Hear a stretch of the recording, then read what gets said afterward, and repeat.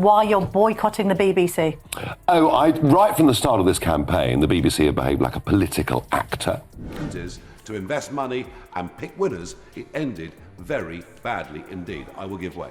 Sarah. To go to work. We want to get people back to work. I understand that. So the 50 billion, where will that money come from? Ever wondered how a politician could leave a seasoned BBC host speechless? Nigel Farage just did the unthinkable on live TV, and it's sending shockwaves through the media landscape.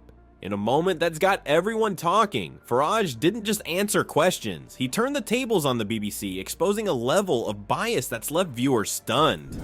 A growing number of young people are saying they've got all sorts of psychological problems, but they're also not incentivized. This isn't just another interview, it's a game changer that's forcing us to rethink everything we thought we knew about political discourse. Before we move on, I'd like to ask you a small favor. If you appreciate this content, please take a second to like this video and subscribe to the channel. Over 98% of you watch the videos without subscribing. It costs you nothing, but it makes a huge difference to us. So, did you click the subscribe button? Great, thank you so much. Now, back to the video. Picture this. Nigel Farage, the controversial Brexit champion, strolls into the BBC studio. He's ready for tough questions, but what unfolds is more akin to a verbal boxing match than a standard interview. The air crackles with tension as the BBC host launches into a series of loaded questions, each one seemingly designed to trip up the seasoned politician. But Farage isn't one to back down from a challenge. As the interview progresses, his responses grow sharper, more incisive. He's not just answering questions, he's dissecting them, exposing the biases lurking beneath the surface. It's a masterclass in media savvy, and viewers at home can't help but lean in closer to their screens. I remember the first interview I did on the Today programme, I came off there and thought, there's no point. There's literally no point.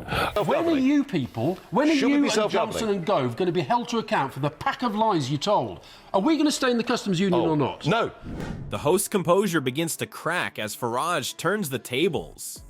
What started as a routine political interview has morphed into a battle of wits, with the very credibility of the BBC hanging in the balance. Farage, the supposed underdog, is now firmly in control of the narrative. As the tension in the studio reaches a fever pitch, Farage delivers a stinging critique of the BBC's approach. He doesn't mince words, calling out what he perceives as a clear agenda to undermine his credibility. The host, visibly flustered, struggles to regain control of the situation, but it's too late. The damage has been done. I would say I had never seen a party start off with such a massive majority, start off in such a ridiculous form. No opportunity to talk about policy, about ideas. But what happened on Friday with that question time audience was truly astonishing. This isn't just about Farage anymore. It's about the wider issue of media bias and the growing distrust between politicians and journalists. Viewers watching at home find themselves questioning their own assumptions. Is this really impartial journalism, or have they just witnessed a carefully orchestrated hit job? But I have a feeling, after my appearance last Sunday, that the BBC licence fee's risen somewhat up the agenda.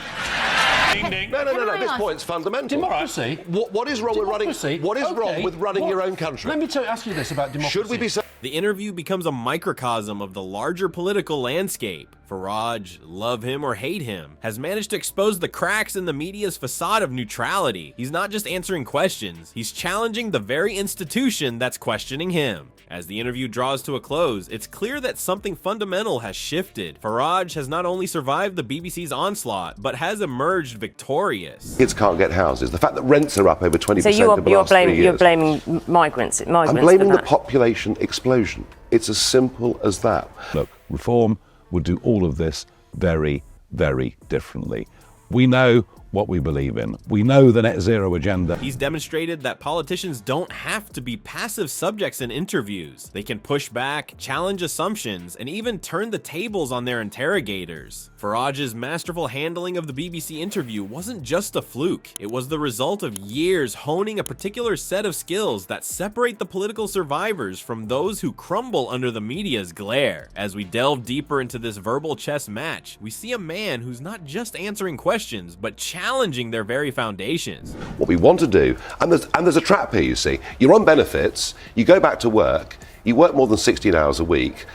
Nigel Farage, And the reason he's going to benefit is, one, we don't know whether Nigel Farage is going to be a great prime minister or a great leader. Take, for instance, the moment when Farage highlighted the systemic issues affecting young people. While the BBC host tried to corner him on how he'd fund his policies, Farage flipped the script. He emphasized the real problem: young people trapped in a government tax cycle, unable to save or achieve financial stability. It was a classic Farage move, redirecting the conversation back to the issues he wanted to discuss, rather than being led down the host's predetermined path. But it wasn't just about what Farage said, it was how he said it. His body language spoke volumes. While the host grew increasingly agitated, Farage remained relaxed and confident. This contrast in demeanor was palpable, illustrating his mastery of media interactions. It's as if Farage was saying, "I've been here before, and I know exactly how this game is played."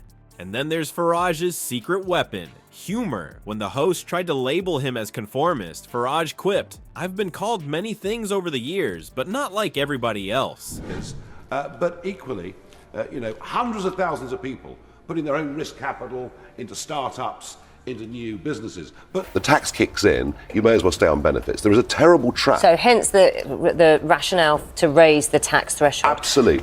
It was a moment of levity that not only disarmed the host, but resonated with viewers. This strategic use of humor is a hallmark of Farage's rhetorical technique, allowing him to deflect attacks while endearing himself to the audience. As the interview progressed, it became clear that Farage was always 2 moves ahead. He anticipated each attack and countered with precision. When pressed on his credibility, Farage didn't just defend himself, he turned the tables, questioning the very foundations of the BBC's approach. This is where things got really interesting.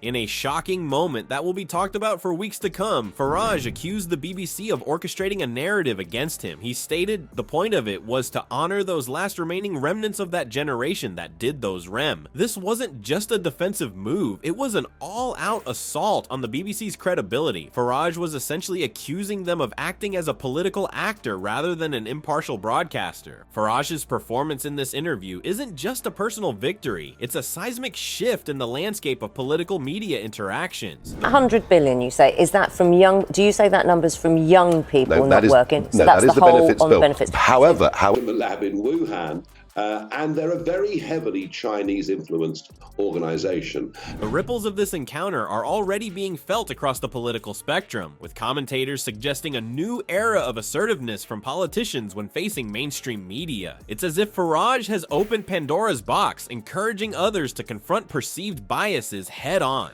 This watershed moment forces us to reevaluate the power dynamics at play in political interviews. Who really holds the cards when the cameras start rolling? Is it the seasoned journalist with their carefully crafted questions, or the politician armed with a newfound arsenal of media-savvy tactics? As viewers, we're left to ponder whether this marks the beginning of a more combative relationship between politicians and the press, or if it will usher in a new age of accountability on both sides of the microphone.